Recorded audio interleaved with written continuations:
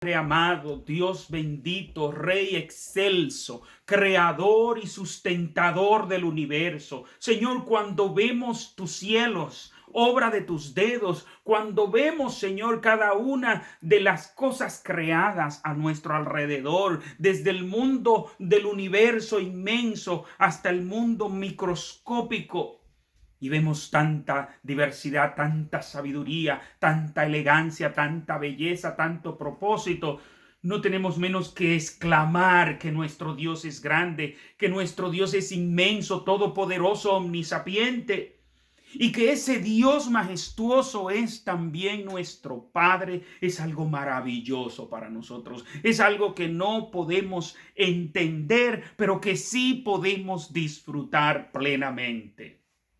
Padre, en este momento venimos delante de ti como tus hijos, a pedirte que nos guíes, que nos hables, que alimentes, Señor, nuestras almas a través de tu palabra, con tu palabra. Para gloria de tu nombre, por Cristo Jesús te lo suplicamos. Amén y amén. Mis amados, ustedes recordarán que estamos en esta serie de mensajes del Sermón del Monte, y el domingo pasado nos quedamos precisamente a la altura del versículo 13 para entrar hoy al versículo 14. Pero antes quiero invitarle a que abran sus Biblias en el Evangelio según Mateo, capítulo 7. Vamos a leer los versículos 13 y 14, que dice así la palabra del Señor. Entrad por la puerta angosta, porque ancha es la puerta y espacioso el camino que lleva a la perdición, y muchos son los que entran por ella. Pero angosta es la puerta y angosto el camino que lleva a la vida, y pocos son los que la hallan. Ustedes recordarán, mis hermanos, que hablábamos el domingo pasado de esa puerta ancha y de ese camino ancho, esa puerta ancha por donde caben todas las personas, porque es una puerta ancha y permite que tanto el moralista como el inmoral tenga su puerta de entrada, el religioso como el ateo tenga su puerta de entrada. La puerta es tan ancha que usted no tiene que quitarse nada. Usted puede entrar tal como está, no tiene que hacer ajustes, no tiene que hacer cambios. Es más, quédese tal como usted está y ya está entrando por esa puerta. Por esa puerta cabe la voluntad suya. Usted puede hacer lo que usted quiera hacer, pero también usted puede complacer a todas las personas a su alrededor. Usted puede hacer todo lo que los demás quieren que usted haga. Usted puede hacer todo lo que el mundo quiere que usted haga. Usted puede hacer hasta la voluntad del mismo diablo. Y sigue entrando por la puerta ancha. Ahora, lo que no puede usted hacer es la voluntad de Dios a través de la puerta ancha, porque como veíamos el domingo pasado, la naturaleza pecaminosa nuestra, sus deseos, sus inclinaciones son contrarias a Dios, no se sujetan a la ley de Dios ni tampoco pueden. Algo que veíamos también de esta puerta el domingo pasado es que muchos son los que la hallan, muchos son los que entran por esta puerta, muchos son los que van a encontrar fácil la entrada a esta puerta. Y también veíamos que espacioso es el camino. Es un camino ancho, es un camino donde todo cabe. Asimismo como cabe todo por la puerta, asimismo cabe todo por el camino. Usted puede hacer su voluntad, sus deseos, los deseos de los demás, los deseos del mundo. Todos los deseos caben ahí. Usted no tiene que ofenderle a nadie, no tiene que faltarle a nadie. Y vuelvo a repetir, este camino es tan ancho, tan ancho, tan ancho, que el inmoral y el moralista pueden ir caminando por él y uno y el otro no se topan. El religioso y el ateo van por este camino ancho. ¿Por qué? Porque el religioso lleva su camino, el ateo lleva su camino, y ambos están en el mismo camino ancho, aunque nunca se topan. Pero lo grande de este camino, como ustedes recordarán, es que el final es perdición, el final es destrucción. Y como nos dice el Señor a través del libro de los Proverbios, hay caminos que al hombre le parecen rectos, pero su fin es camino de muerte. ¿Cuántas personas? Por ejemplo, cuando yo me pongo a pensar en este episodio de la vida humana, esta tragedia inmensa que fue el hundimiento del Titanic. ¿Cuántas personas habían allí? ¿Cuántas personas adineradas que habían planificado quizás este crucero para llegar a otro lugar? Habían planificado toda su vida. ¿Cuántas personas de dinero? ¿Cuántas cosas habían allí de riquezas? Y ellos salieron con intención de llegar a un puerto, pero no llegaron a puerto.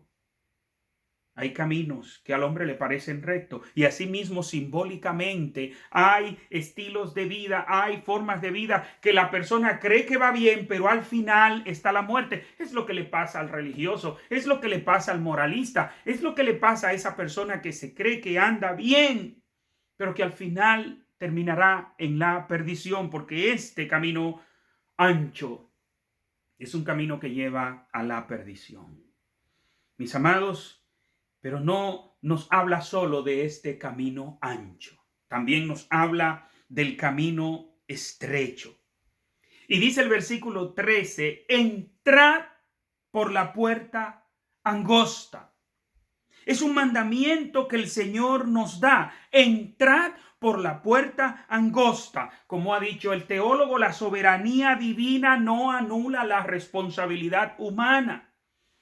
La soberanía divina es Dios quien elige, es Dios quien escoge, la salvación es del Señor y Él se la da a quien Él quiere. Pero Jesús nos dice como un mandamiento que nosotros debemos cumplir, entrar por la puerta estrecha. Esta es no una sugerencia, esta es una orden. Está en modo indicativo, entrar. ¿Y qué nos dice esto? Que aunque quien salva es el Señor, hay una responsabilidad de cada uno de nosotros, hay una decisión en cada uno de nosotros de entrar por la puerta estrecha, entrar por la puerta estrecha. El Señor nos manda a entrar. El Señor nos da esa posibilidad de elegir. ¿Sabe de qué? De entrar por la puerta estrecha, porque déjeme decirle algo, mis amados. A veces pensamos como que aquí está el ser humano, la puerta ancha, la puerta estrecha, y está aquí parado. ¿Por dónde entro? ¿Por dónde voy? Estoy en este punto donde no estoy ni en la puerta ancha ni en la puerta estrecha. ¿Es esa la realidad del ser humano? No, no es así. El ser humano no elige una de las dos. El ser humano está ya en la puerta ancha. Nacemos en la puerta ancha, nacemos en el camino ancho, pero el Señor a sus discípulos les da la oportunidad de elegir la puerta estrecha, y no solo la oportunidad, le da también la orden de entrar por la puerta estrecha. Cuando a la persona se le presenta el plan de salvación, cuando la persona escuche el evangelio, recuerden, mis amados, que este mensaje, este sermón, ¿cómo comienza Jesús este sermón? Bienaventurados, dichosos, ¿quiénes? Los pobres en espíritu. Esos pobres en espíritu van todos por el camino ancho, han entrado todo por la puerta ancha, pero reconocen su pobreza. Aquí estamos nosotros reconociendo que estamos hambrientos, que estamos sedientos, pero ¿de qué? De justicia. ¿De cuál? De la justicia de Dios en Cristo Jesús. Y por eso somos discípulos de Cristo. Vuelvo a repetir, el ser humano nace en la puerta ancha, nace en ese camino ancho. También es lo que nos comenta el doctor Martin Lloyd-Jones en su comentario de este pasaje, y cito: el no entrar por la puerta estrecha significa que ya estamos en el camino ancho. Tiene que ser o lo uno o lo otro. No hay término medio entre estos extremos. Al cristiano se le presentan dos caminos solamente. Y si no estamos en el camino estrecho y angosto, estamos en el ancho y espacioso. De modo que la indecisión o falta de entrega significa que no estamos en el camino estrecho. La resistencia pasiva es resistencia. Si no estamos con él, estamos contra él. Fin de la cita. Mis amados, evidentemente, de que somos los discípulos de Cristo, que tenemos esta opción de entrar por la puerta estrecha. Es interesante que esta puerta está antes que el camino. Frecuentemente vemos que un camino lo lleva a usted a una puerta de entrada. Pero aquí, en la parte espiritual, la puerta está primero y el camino a seguir. ¿Y qué es esta puerta? La puerta es una elección espiritual que hacemos. Elegimos a Cristo. Elegimos el perdón de nuestros pecados, el arrepentirnos de nuestros pecados. En lo espiritual, esta puerta tiene que ver con esa elección que hacemos un día. Y esta puerta entonces nos lleva al camino que vivimos, es decir, al estilo de vida que vivimos. Esta puerta, que es el arrepentimiento que un día hicimos, nos entra a este camino estrecho, que es el hacer la voluntad del Señor, que es el buscar la voluntad del Señor. Esta puerta, como decía, es angosta. No es la puerta ancha de la que hablábamos el domingo pasado. Esta puerta es angosta y por esta puerta solo cabe la voluntad de Dios. Por esta puerta no cabe mi voluntad y la voluntad de Dios. Tengo que dejar una de las dos. Por esta puerta no cabe la voluntad de los demás y la voluntad de Dios tampoco. Por esta puerta no cabe la voluntad de Dios y la voluntad del mundo. No. Mis amados, ni siquiera cabe una pequeña porción de mi voluntad y la voluntad de Dios. No, solo cabe la voluntad de Dios por esta puerta. Para entrar por esta puerta tenemos que seguir a Jesús. Ustedes recuerdan, mis amados, cómo Jesús siempre decía, no se haga mi voluntad sino la tuya. Y como los evangelistas en la narración de los evangelios nos dicen, y esto fue hecho para que se cumpliese lo dicho por el profeta. Y cuando el profeta hablaba, era la voluntad de Dios que expresaba. Jesucristo nos decía, no hago mi propia voluntad, sino la voluntad del que me envió. De esta manera nosotros entramos por esta puerta. Cristo nos guía. La puerta es estrecha. Cristo nos guía y nos dice, en esta puerta solo cabe la voluntad de Dios. De hecho, en Lucas 9:26, ¿qué es lo que nos dice? Jesús dice, el que quiera venir en pos de mí, niéguese a sí mismo.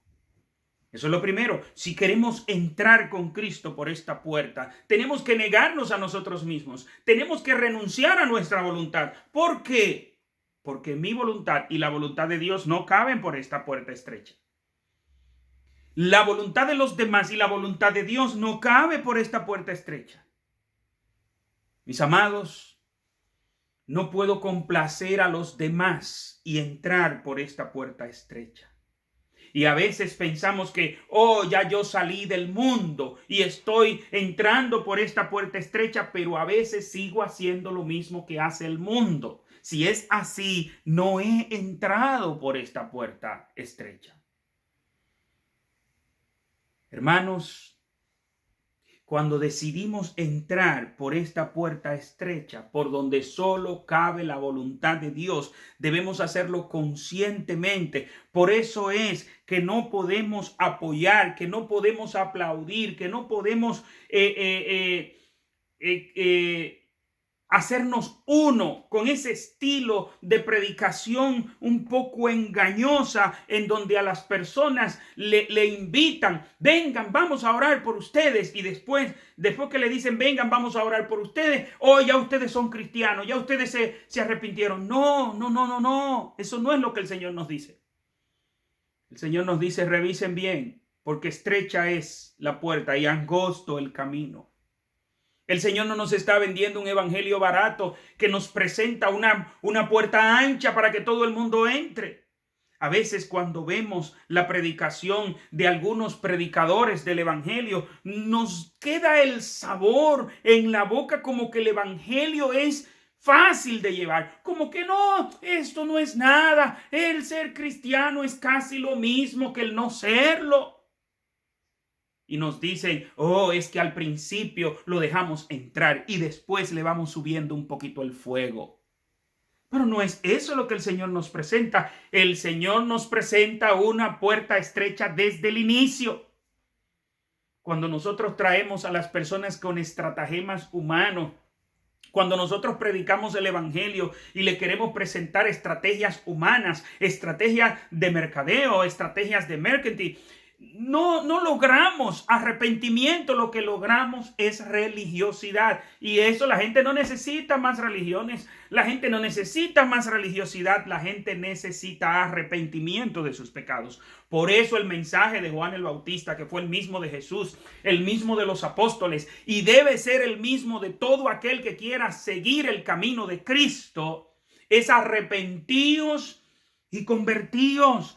Tiene que haber un arrepentimiento en la persona, un arrepentimiento verdadero para poder entrar por esta puerta estrecha. Porque si no hay arrepentimiento, como una decisión de seguir a Cristo, por eso el Señor nos dice arrepentíos y convertíos. ¿Qué es arrepentirse? Es reconocer que usted ha pecado, es reconocer que usted ha ofendido a Dios, es reconocer que el pecado es malo, es reconocer toda la maldad que hay en usted. Y luego convertirse. ¿Qué quiere decir esto? Cambiar de dirección. De hacer su propia voluntad a hacer la voluntad de Dios. Y por eso es que Cristo presenta esta puerta estrecha para entrar. No es una puerta ancha. No es una puerta donde yo puedo hacer lo que yo quiera y la voluntad de Dios. No. No es una puerta en donde yo puedo hacer la voluntad de Dios y un poquitito de lo que yo quiera. No. No es una puerta donde yo puedo hacer la voluntad de Dios y un poquitito de lo que quieren mis amigos, mis familiares, mis parientes. No. Es una puerta donde solo cabe la voluntad de Dios. No puedo agradar a los demás. Y si en mi proceso de yo agradar a Dios, agrado a otras personas, gloria a Dios. Ahora, si en este proceso de agradar a Dios desagrado a otras personas, lo siento por esas personas. Pero nosotros debemos estar enfocados en agradar a Dios. Jesucristo hubo un momento que hasta sus discípulos les decía, ¿se quieren ir ustedes? Recuerdo ese episodio cuando Cristo está predicando y la gente se está yendo y a unos discípulos le dicen, maestro, son duras estas palabras. Jesús no dice, se la voy a suavizar un poquito para que no perdamos popularidad, para que no perdamos aceptación, para que no perdamos la gente que estaban aquí. No, Cristo dice, ¿se quieren ir ustedes también? ¿Por qué? Porque el mensaje no va a cambiar. La puerta es estrecha, el camino es angosto. No va a cambiar, siempre será así. Dios no cambia. Dios no tiene ni sombra de variación. No es que pueda que varíe un poquito. No, ni siquiera una sombra, lo más mínimo de variar. No, Dios no cambia. Mis amados, por eso debemos nosotros cuidarnos. Por eso dice el Señor, entrad por la puerta estrecha. Una de las cosas que vemos como consecuencia de esta puerta que es estrecha es que son pocos los que la hallan. Son pocos los que la hallan. ¿Qué nos dice el Señor con esto? Si son pocos los que la hallan, parece que esta puerta no es la puerta de la democracia, porque la democracia es el gobierno de las mayorías para las mayorías. Muchas veces vamos a tener que decirle no a cosas que son, es que la mayoría lo ha aprobado así. La mayoría lo aprobó, pero Dios no lo ha aprobado. Esta puerta no es la puerta de la popularidad, porque son pocos los que la hallan. Lo popular es lo que tiene aceptación de todo el mundo. Lo popular es que esas grandes mayorías. De hecho, esta puerta no representa la moda. La moda, como una definición estricta de medida estadística, es lo que hace la mayoría. Eso es la moda. Pero nos dice que esta puerta son pocos los que la hallan. Mis amados, no nos dejemos confundir. Nosotros tenemos que ver cómo tomamos decisiones. ¿Qué cosas nos están motivando a hacer lo que hacemos o a dejar de hacer lo que no hacemos? Nos está motivando Dios, nos está motivando el querer agradar a Dios, nos está motivando el llevar una vida santa o nos está motivando la popularidad, nos está motivando la moda. A veces cuando escucho a algunas hermanas decir, oh pastor, pero es que esta es la ropa que está de moda.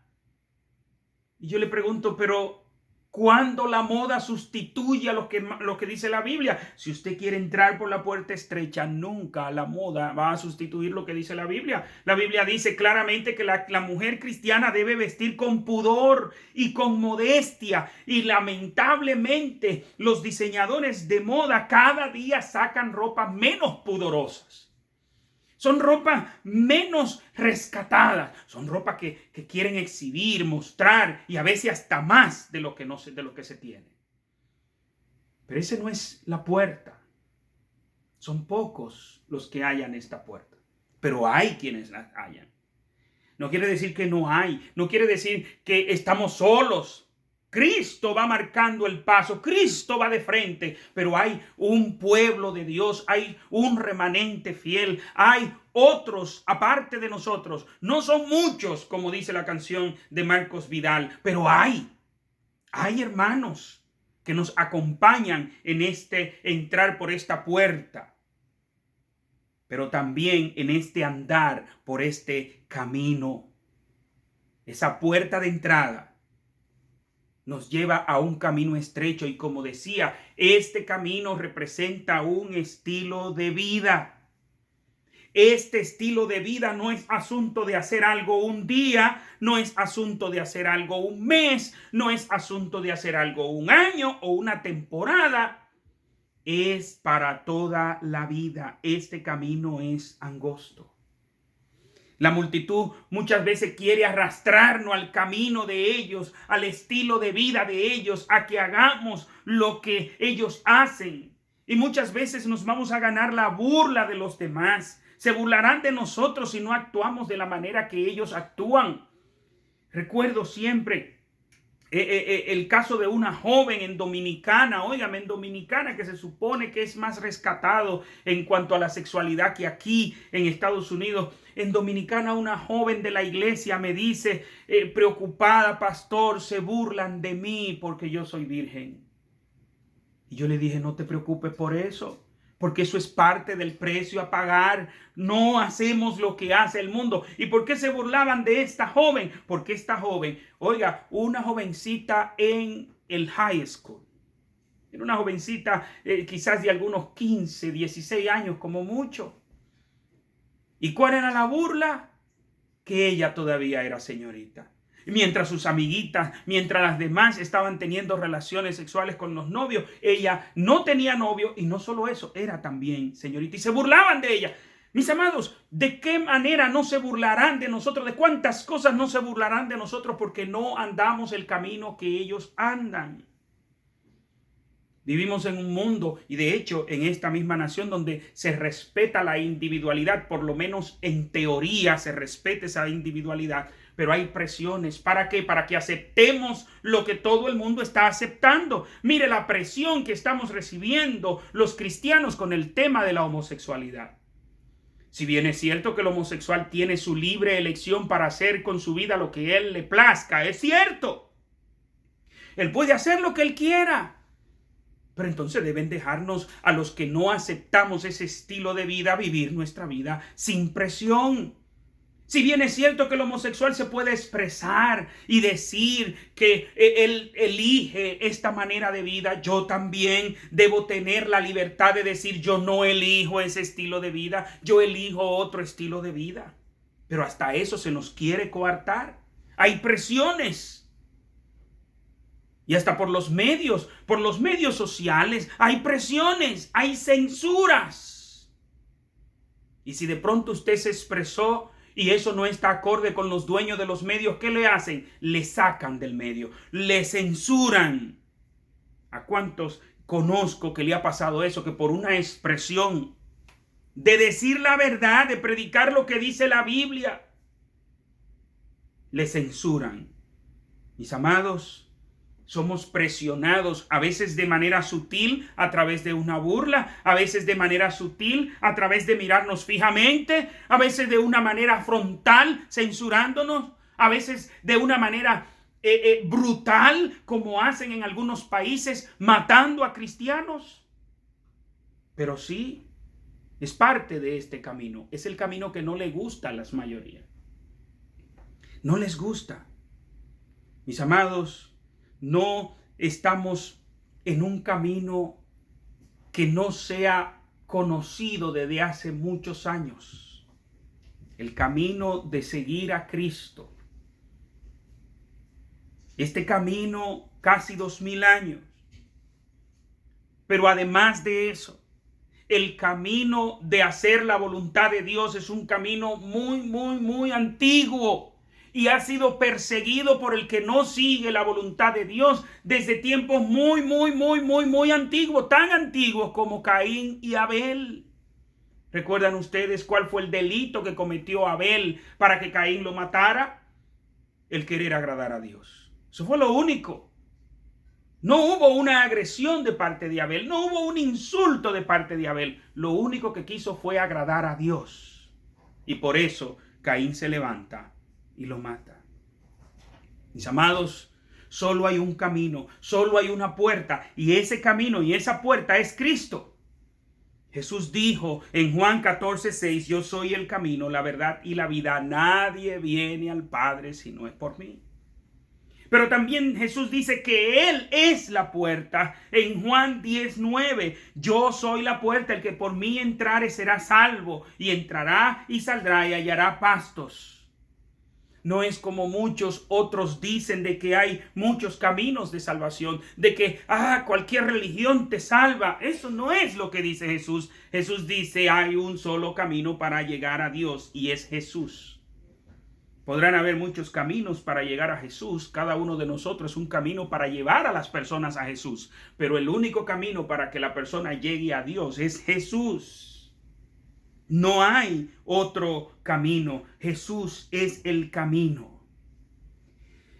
Y este camino del que Jesús nos habla, aunque es angosto, aunque es estrecho, lleva a la vida. Pero antes de entrar a este tema de este camino que lleva a la vida, es importante que nosotros analicemos para que no se nos quede en la mente como que, el camino feliz, el camino de la alegría, el camino de la bendición, de la ventaja, de vivir bien, de vivir bueno, es el camino ancho. Y el camino estrecho es el camino de la infelicidad, es el camino del dolor, es el camino del sufrimiento, es el camino de la angustia. No, eso no es así. Que no se nos vaya a quedar en la mente esa idea. De hecho, esa es la idea que Satanás le vende al mundo, dando a entender como que ser cristiano, pobre de los cristianos. Y de hecho, es muy probable que también a usted le haya pasado, como a mí me ha pasado en algunos lugares, que alguien se asombra y dice, oye, pues yo no sabía que los cristianos gozaban tanto. Hay otros que dicen, pero yo no sabía que los cristianos se reían. Hay otros que dicen, pero yo no sabía que los cristianos hacían chistes. Y hay algunos que dicen, pero ven acá, ¿y qué hacen ustedes para divertirse? Como quien dice, ustedes son un espécimen en estudio y hay que pensar, ¿y qué hacen ustedes para divertirse? Porque lo que creen es que el vivir la vida cristiana, que el andar por este camino estrecho es sinónimo de infelicidad, es sinónimo de angustia, es sinónimo de sufrimiento, es sinónimo de amargura. No, no es así. Todo lo contrario. Todo lo contrario. El verdadero gozo está en el camino estrecho. La verdadera felicidad está en el camino estrecho. Está en el camino de agradar a Dios. Está en el camino de servir a Dios. Está en el camino de ser hijos de Dios. A veces quieren dar a entender como que el gozo está allá, la felicidad está allá en el camino ancho. No, mis amados, no pensemos eso ni por un instante. Dice el doctor Loyola, el problema básico de todos los que no son cristianos es que nunca han visto la gloria y la magnificencia de la vida cristiana. ¡Qué noble, qué pura y qué elevada es! Pero nunca la han visto. Tienen los ojos cerrados para ella. Como dice el apóstol Pablo, el Dios de este siglo cegó el entendimiento de los incrédulos. 2 Corintios 4:4. Fin de la cita. Mis amados, evidentemente que así como algunos que se nos acercan se asombran. Yo recuerdo que estaba en una boda de unos hermanos de la iglesia y en ese ambiente de festejo, en ese ambiente de alegría, uno de los que está sirviendo a las mesas, porque se contrató una compañía para que sirviera las comidas, uno le dice al otro: oye, yo he estado en muchas bodas, pero nunca había estado en una boda que fuera tan feliz, en una boda que hubiera tanta alegría, sin tomarse ni una gota de alcohol. Y se asombraron, mis amados. ¿Por qué? Porque el concepto del mundo, y a veces hasta de algunos cristianos, hay algunos cristianos que creen que usted tiene que tener la cara larga, que usted tiene que tener la cara lánguida, que usted tiene que tener la cara de perro bulldog, que usted tiene que tener la cara de al que le deben y no le pagan, y todas esas otras expresiones que usamos. Pero no es así. La vida del camino ancho no es más feliz que la vida del camino que sigue a Cristo. No. La vida de agradar al mundo, de agradar al pecado, de agradar a Satanás no es más feliz que la vida de seguir a Cristo. De hecho, ni siquiera se puede usar la expresión no es más feliz. No hay felicidad allí. No hay felicidad. En el mundo no hay felicidad. Podrán haber expresiones de alegría, eso sí. Podrán tener expresiones de un placer momentáneo barato, pero no felicidad. ¿Por qué un cristiano verdadero no necesita drogas? No la necesita. Porque el que no es cristiano verdadero necesita drogarse. Porque el que no es cristiano verdadero necesita emborracharse para ahogar sus penas, para olvidarse de sus dolores, para olvidarse de su infelicidad. Pero el que es cristiano no necesita tomar alcohol, no necesita hacer nada de eso. ¿Por qué? Porque como dice el coro, no puede estar triste un corazón que tiene a Cristo. Una persona que es bienaventurado, que es dichoso, que sabe lo que tiene como herencia, no puede estar triste por un problemita sencillo, momentáneo, pasajero, en el cual lo que estamos haciendo es recibiendo la formación del Padre Celestial a través de este proceso. No nos entristecen los procesos, porque sabemos que a través de esos procesos está nuestro Padre Celestial llevándonos a la estatura de Cristo. No hay sufrimiento gratis. Si sufrimos, es porque el Padre está trabajando en nosotros. Pero la verdadera felicidad está en Cristo. No hay paz en el impío. Sin embargo, en el cristiano sí está la verdadera paz. Juan 14:27, Jesús nos dice: la paz os dejo, mi paz os doy. Yo no os la doy como el mundo la da. No se turbe vuestro corazón ni tenga miedo. Mis amados, tenemos la paz de Cristo. Pero Dios dice en Isaías 48:22, no hay paz para los malos, ha dicho Jehová. No hay paz para los malos. A veces las personas creen que el que es cristiano no vive en paz. Mire, si hay algo que tiene el cristiano, aparte de esa felicidad, una felicidad verdadera, no una felicidad pasajera, no es una felicidad que depende de una alegría momentánea que pueda dar el alcohol, que puedan dar algunas fiestas, no es una alegría momentánea de algún logro que pueda tener en la vida, es una felicidad inmensa que la da el ser perdonado, el tener una relación con Dios personal, el que nada ni nadie puede turbar esa felicidad. Pero también es esa paz maravillosa. He visto cómo muchos hermanos enfermos, pasando por un proceso difícil, horrendo de salud, están en paz. Y esa enfermedad no quita esa paz. y usted ve cómo esa persona está tranquila. Sin embargo, otros que tienen una enfermedad menor, que tienen un proceso de menos dolor, están hablando maldiciones, están en desasosiegos, están en penurias. ¿Por qué? Porque el que está en Cristo tiene la paz verdadera. Tiene una paz que, como nos dice el Señor a través del apóstol Pablo, que sobrepasa todo entendimiento humano. No hay manera de entender por qué, aunque estemos en problemas, estamos en paz. No hay manera de entender por qué, aunque hayan dificultades, estamos en paz. Estamos tranquilos, estamos confiados. ¿Por qué? Como estudiábamos de nuevo en la escuela dominical, cuando nosotros vemos la grandeza de Dios, cuando nosotros vemos la inmensidad de Dios y nos acercamos a Él, y ese amor inmenso que Él tiene para con nosotros, y cómo Él nos ha dado todo, tanto, tanto, tanto, que hasta su Hijo nos ha dado.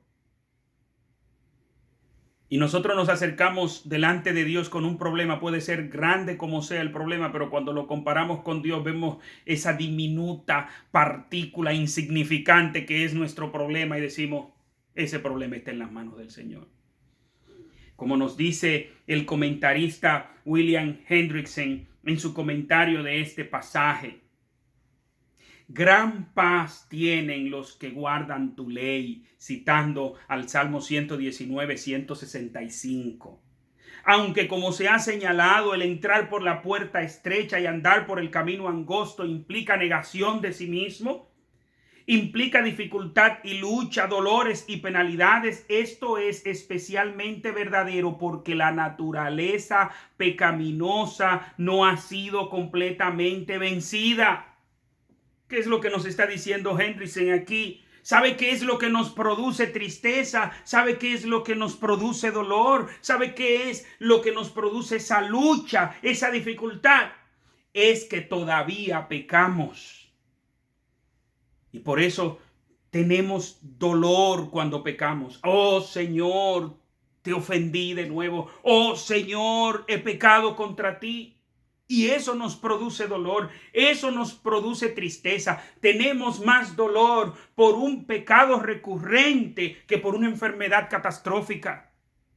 Eso nos produce tristeza, eso nos produce dolor. Nos produce tristeza el ver nuestros familiares que todavía no han venido a Cristo, que todavía no han recibido la salvación de sus almas. Nos preocupa su futuro. Nos preocupa que pasen de este mundo a la eternidad sin haber recibido el perdón de sus pecados. Ese es el tipo de preocupación que tienen los que andan por el camino de Cristo. Los que andan por el camino de agradar a Dios no se preocupan por las preocupaciones que tienen los que andan por el camino del pecado, por el camino de la carnalidad. Por eso el Padre dice y a través de Jesús, no os preocupéis, no os afanéis, porque vuestro Padre sustenta aún las aves. Por eso no nos preocupamos por esas cosas. Para el hombre nuevo, de naturaleza regenerada, hay gozo inefable y glorioso. Así nos dice el Señor a través del apóstol Pedro en Primera de Pedro 1:8, también en Romanos 7:22, en Filipenses 2:17, 3:1, 4:4, y solo para mencionar algunas de las citas que nos hablan de ese gozo inefable. No hay nada que lo pueda marchitar. No hay nada que lo pueda quitar. Hay gozo. No una simple alegría momentánea y pasajera, producto de estar borracho, de estar ebrio, de estar endrogado, para olvidarse de las penas y dolores. ¿Por qué nos olvidamos de las penas? Porque todas fueron llevadas a los pies de Cristo. Y ya nuestras penas han sido quitadas, nuestras lágrimas han sido quitadas. ¿Sabe por qué? Porque nos espera un futuro glorioso. Un futuro glorioso. en el presente, vuelvo a repetir, aquellos no se gozan más que nosotros, pero con todo y eso, lo mejor está por venir. Estamos en mejor condiciones que el que está en el camino de pecado, pero lo mejor está por venir. Los pocos que han pasado por la puerta estrecha están afligidos, pero no angustiados, en apuros, mas no desesperados, como nos dice el Señor a través del apóstol Pablo en 2 Corintios 4:8, entristecidos, mas siempre gozosos, como pobres, mas enriqueciendo a muchos, como no teniendo nada, mas poseyéndolo todo. 2 Corintios 6:10. Y además de los tesoros que se poseen ya y ahora, sabemos que lo mejor está por venir, las mejores riquezas están por venir.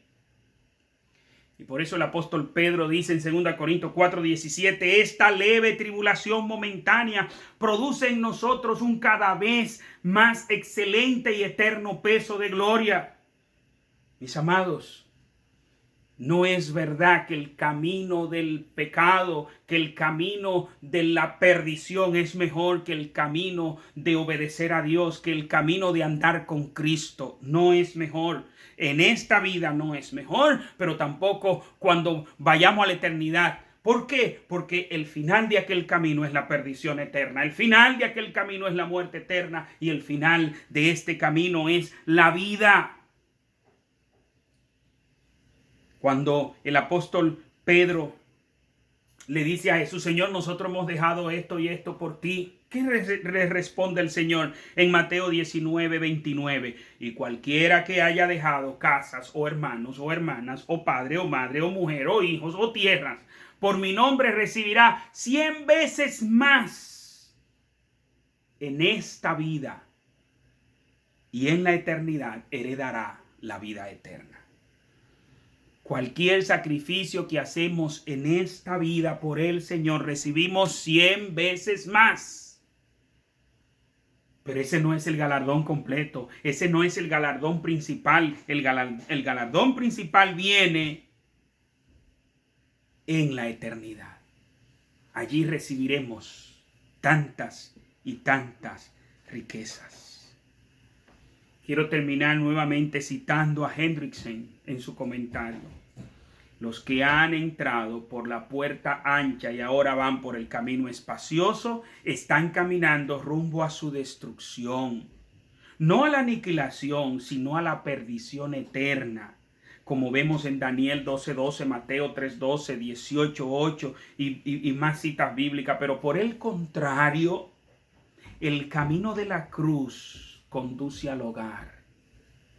Es el camino de la negación de sí mismo el que conduce a la vida en un sentido pleno y escatológico. Comunión con Dios en Cristo.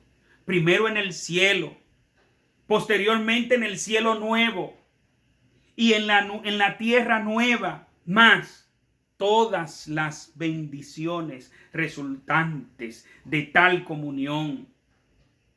Mis amados, son tantas y tantas las riquezas que nos esperan en este camino de seguir a Cristo, que es angosto, porque en este camino de seguir a Cristo solo podemos hacer la voluntad de Dios.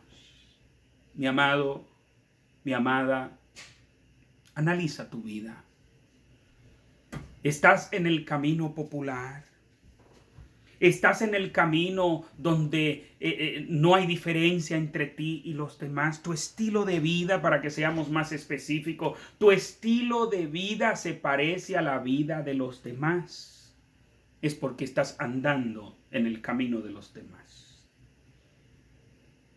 Para demostrar de que tú estás en el camino de seguir a Cristo, frecuentemente te vas a tener que topar con esta frase: para dársela a los demás, para dársela al mundo, para dársela a tus amigos, para dársela a los parientes, para dártela a ti mismo, a ti misma, que no se haga mi voluntad, sino tu voluntad, Señor.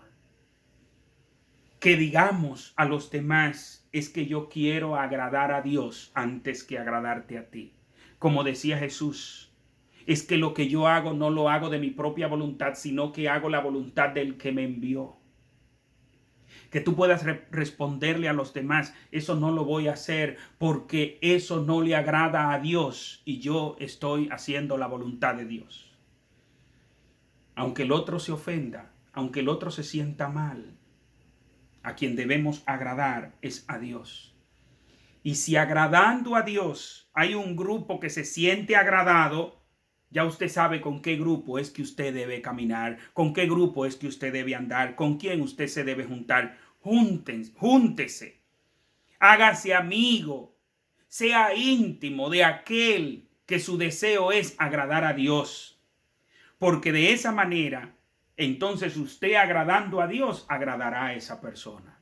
Pero si usted se junta, si usted quiere llevar una vida estrecha y cercana con el que no quiere agradar a Dios, cuando usted quiera agradar a Dios, va a desagradar a esa persona. Y se va a encontrar en esa batalla de si agradar a Dios o agradar a esa persona. ¿A quién vas a agradar? ¿A Dios o a Satanás? Y ahí es fácil elegir. ¿A Dios o al mundo? El mundo que nos empuja, que nos quiere llevar a hacer las cosas que ellos hacen. ¿A quién vas a agradar? ¿A Dios o a tus amigos? O quizás a tus padres. ¿A Dios o a tu pareja? ¿A quién vas a agradar? ¿A Dios o a ti mismo? Si estás haciendo la voluntad que no es de Dios, cualquier otra, estás en el camino ancho. Para tú poder estar en el camino estrecho, tu norte, tu meta, tu enfoque debe estar en hacer la voluntad